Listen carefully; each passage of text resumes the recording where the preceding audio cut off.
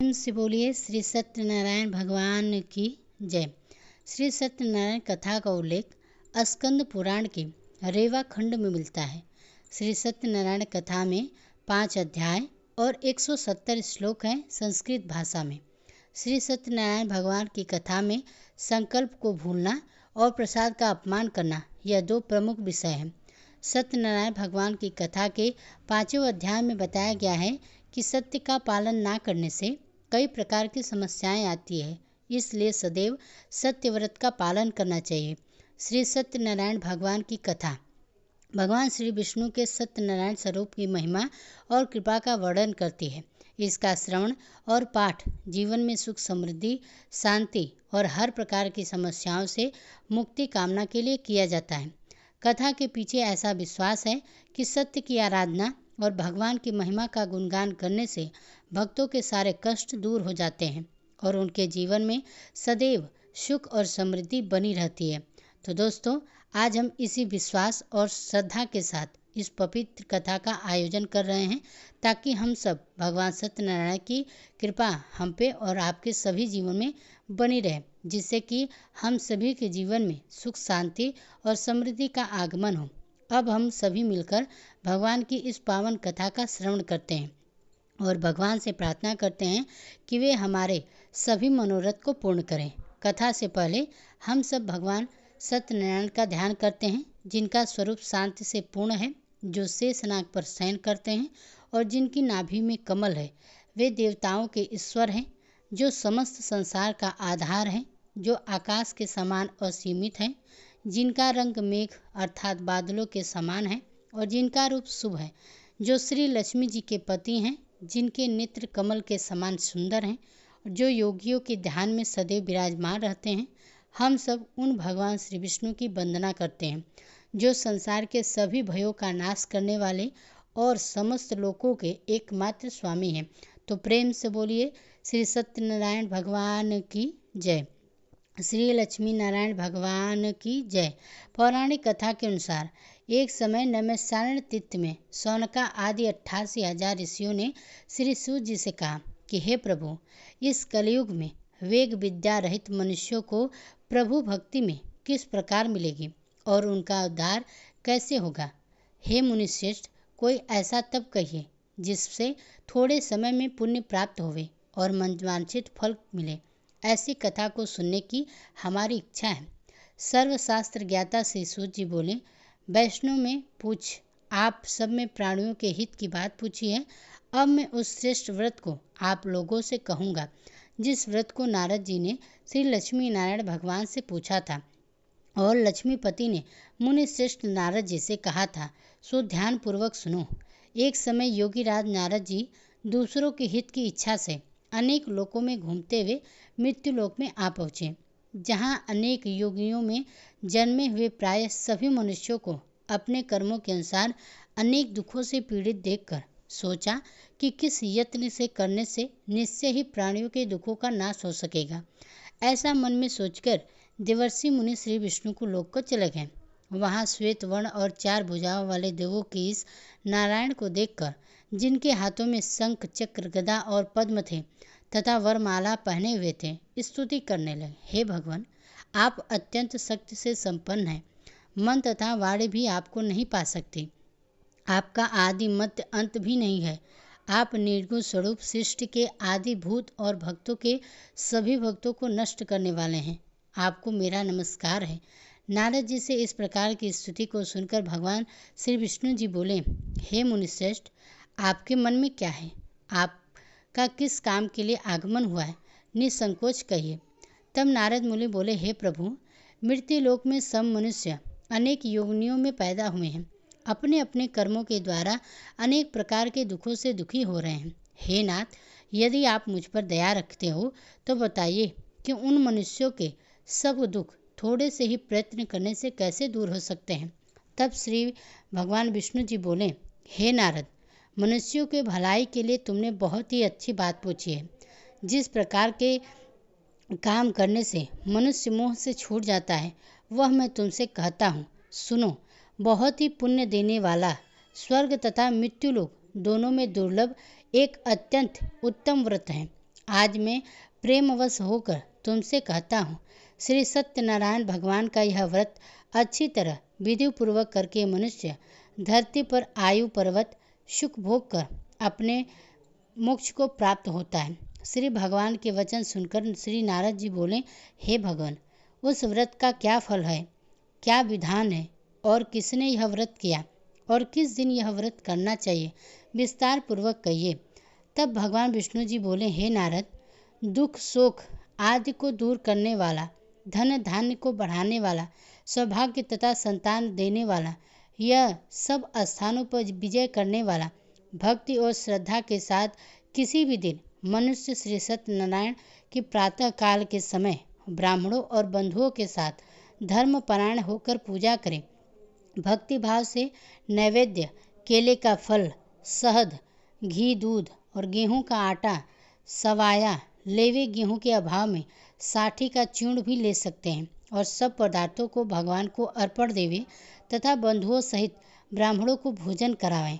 उसके पश्चात स्वयं भोजन करें। रात्रि में नित्य गीत आदि का आयोजन कर भगवान सत्यनारायण का ध्यान करते हुए सब बिताएं। इस तरह व्रत करने पर मनुष्यों की इच्छा निश्चित ही पूर्ण होती है। विशेष रूप से कली काल में भूमि पर यही मोक्ष का सरल उपाय है। तो प्रेम से बोलिए श्री सत्यनारायण भगवान की जय। श्री सत्यनारायण भगवान की कथा का प्रथम अध्याय संपूर्ण। दूसरा अध्याय। श्री सूरज जी बोले, हे ऋषियों, जिसने पहले समय में इस व्रत को किया उसका इतिहास मैं तुमसे कहता हूँ, ध्यान पूर्वक सुनो। सुंदर काशीपुरी नगरी में एक अत्यंत निडर ब्राह्मण था। वह भूख और प्यास से बेचैन हुआ नित्य पृथ्वी पर घूमता था। ब्राह्मणों से प्रेम करने वाले भगवान ने ब्राह्मण को देखकर बूढ़े ब्राह्मण का रूप धरकर उसके पास जाकर आदर पूर्वक पूछा, हे विप्र, तुम नित्य दुखी होकर पृथ्वी पर क्यों घूमते हो? हे ब्राह्मण, यह सब मुझसे कहो, मैं सुनना चाहता हूँ। तब वह ब्राह्मण बोला, मैं निडर ब्राह्मण हूँ, भिक्षा के लिए पृथ्वी पर फिरता हूँ। हे भगवान, यदि आप इससे छुटकारा पाने का कोई उपाय जानते हो तो कृपा कर मुझे बताएं। वृद्ध ब्राह्मण बोला, हे विप्र, सत्यनारायण भगवान मनोवांछित फल देने वाले हैं, इसलिए तुम उनका पूजन करो, जिसके करने से मनुष्य सब दुखों से मुक्त हो जाता है। तब ब्राह्मण को व्रत का सारा विधान बतलाकर बूढ़े ब्राह्मण का रूप धारण करने वाले श्री सत्यनारायण भगवान वहीं अंतर ध्यान हो गए। जिस व्रत को वृद्ध ब्राह्मण ने बताया, मैं उसको स्वयं अवश्य करूँगा, यह निश्चय कर उसे रात भर नींद नहीं आई। सवेरे उठकर सत्यनारायण भगवान के व्रत का निश्चय कर वह भिक्षा के लिए चला गया। उस दिन उसको भिक्षा में बहुत सारा धन मिला, जिससे बंधु बांधवों के साथ उसने भगवान सत्यनारायण का व्रत किया। इसके करने से वह ब्राह्मण सब दुखों से छूटकर अनेक प्रकार के संपत्तियों से युक्त हुआ। उस समय से वह ब्राह्मण हर मास व्रत करने लगा।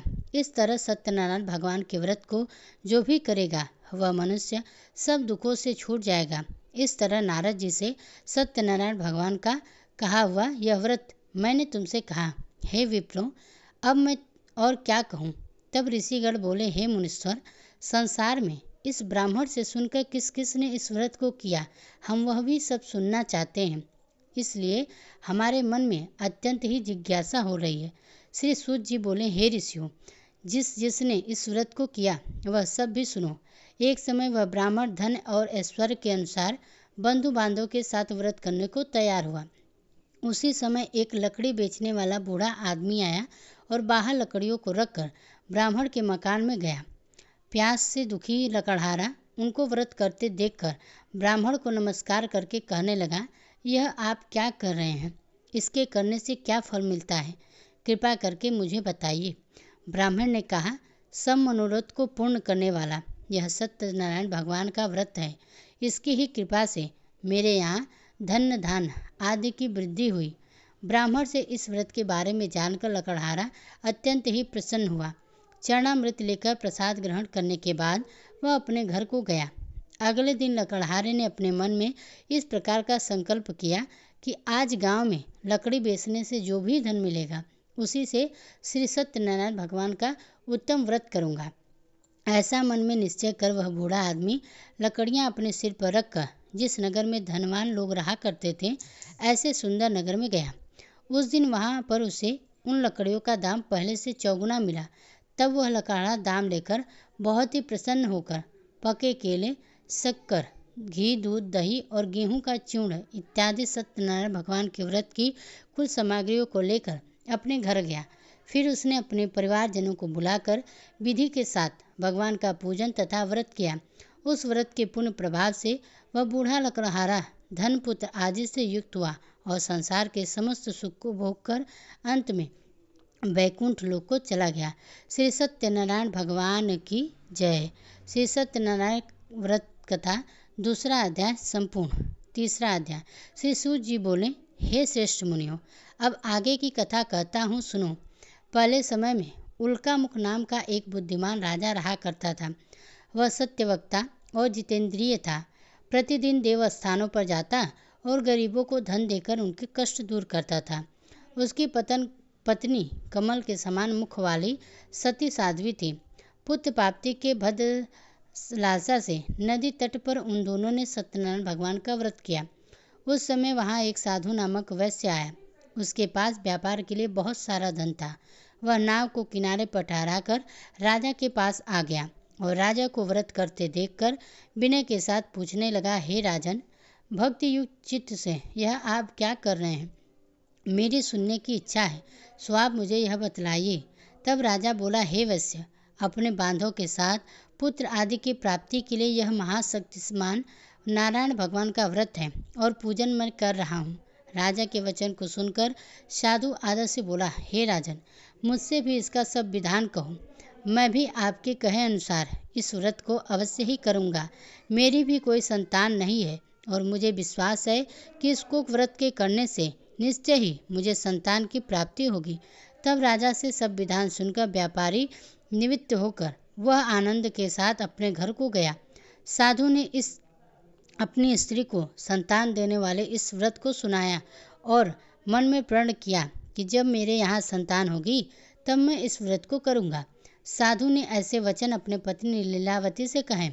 एक दिन उसकी पत्नी पति के साथ आनंदित होकर संसारिक धर्म में प्रवृत्त होकर श्री सत्यनारायण भगवान की कृपा से गर्भवती हुई और 10वें महीने में एक सुंदर कन्या का जन्म हुआ।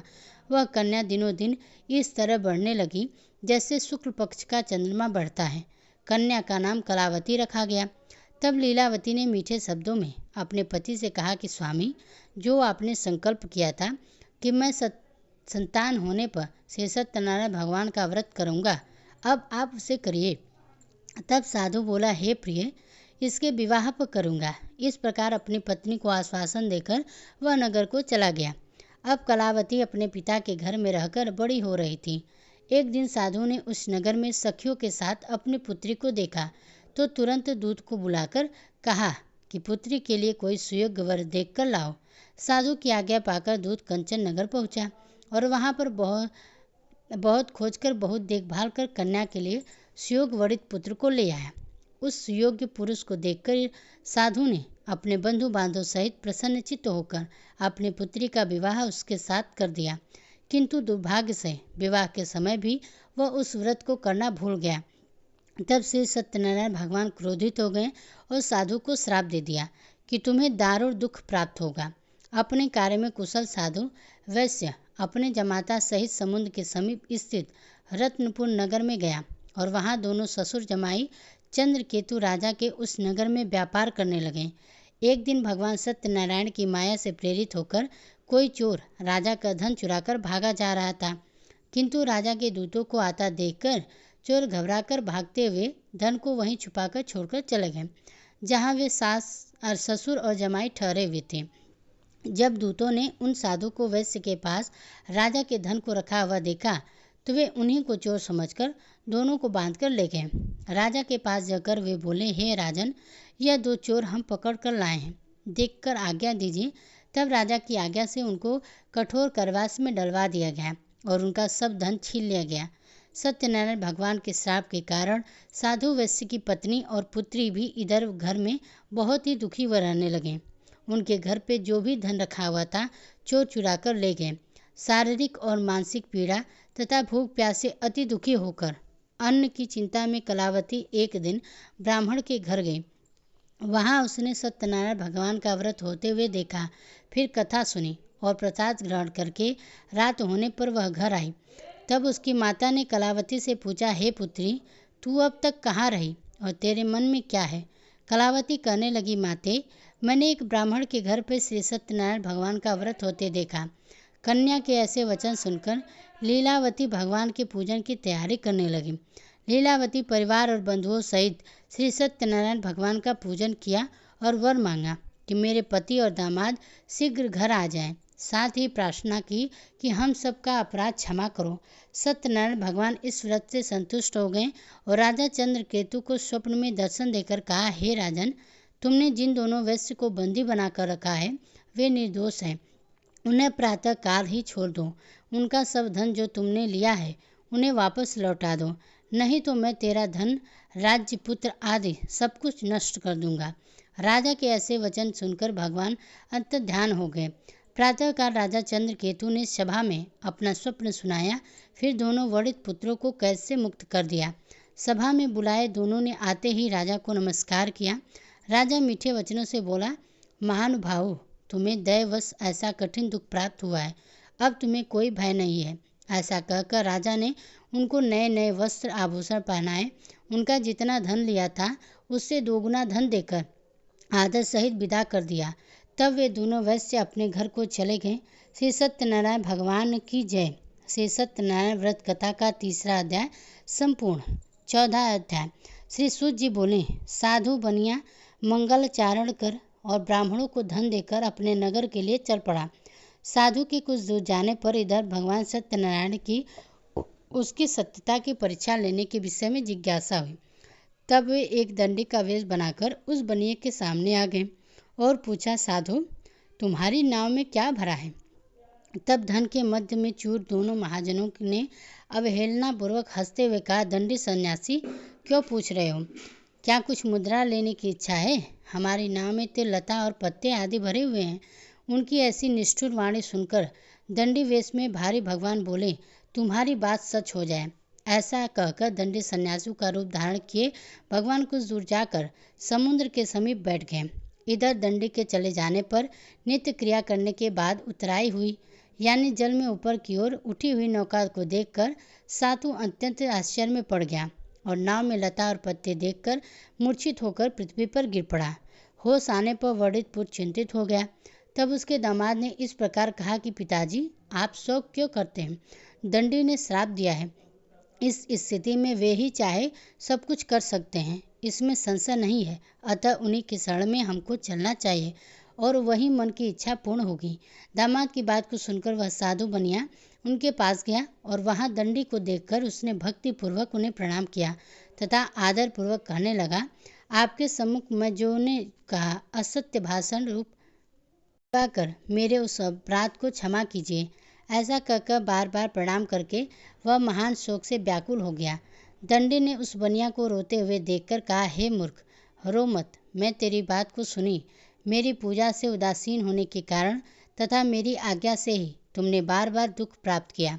भगवान की ऐसी वाणी को सुनकर वह उनकी स्तुति करने लगा। साधु ने कहा, हे प्रभु, यह आश्चर्य की बात है कि आपकी माया से मोहित होने के कारण ब्रह्मदेवी आपके गुणों और रूपों को यथावश रूप में नहीं जान पाते। फिर मैं मूर्ख आपकी माया से मोहित होने के कारण भला कैसे जान सकता हूँ? प्रभु, आप मुझ पर कृपा कीजिए और मुझ पर प्रसन्न होइए। मैं अपनी धन संपत्ति के अनुसार आपकी पूजा करूँगा। मैं आपकी शरण में हूँ। मेरा जो भी नौका में स्थित पूरा धन था उसकी और मेरी रक्षा करें। उस बनियों की भक्तियुक्त वाणी सुनकर भगवान जनार्दन संतुष्ट हो गए। भगवान जनार्दन उसे अभीष्ट वर प्रदान कर वहीं अंतर ध्यान हो गए। इसके बाद वह साधु अपनी नौका में चढ़कर उसे धन धान से भरी हुई देखकर भगवान सत्यदेव की कृपा से हमारा मनोरथ सफल हो गया, ऐसा कहकर स्वजनों के साथ उसने भगवान की विधि पूर्वक पूजा की।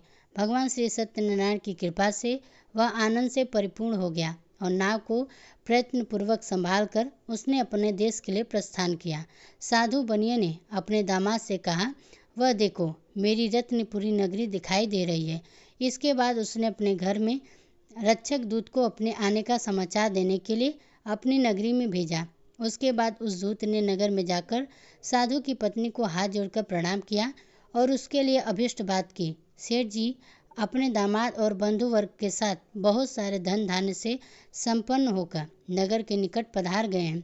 दूत के मुख से यह बात को सुनकर वह अत्यंत ही आनंदित हुई और उस साध्वी ने श्री सत्यनारायण भगवान की पूजा करके अपनी पुत्री से कहा, पुत्री, मैं साधु के दर्शन करने के लिए जा रही हूँ, तुम भी जल्दी आना।